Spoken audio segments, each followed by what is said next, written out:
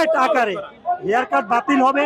সংসদে মাননীয় অর্থমন্ত্রী অলরেডি কুঠি মানুষের সামনে বলে ফেলেছে, সেটা চাচ্ছি বাস্তবায়ন গেজেট আকারে যেন প্রচার হয়, হেয়ার কাট যেন দেরি না করে।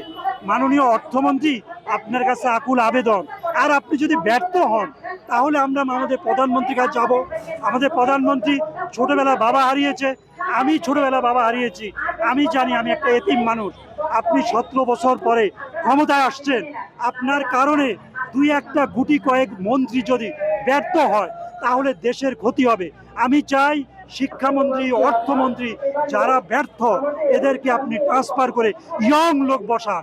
আমাদের 18 কোটি মানুষের মধ্যে ইয়ং হ্যান্ডসাম লোক আছে।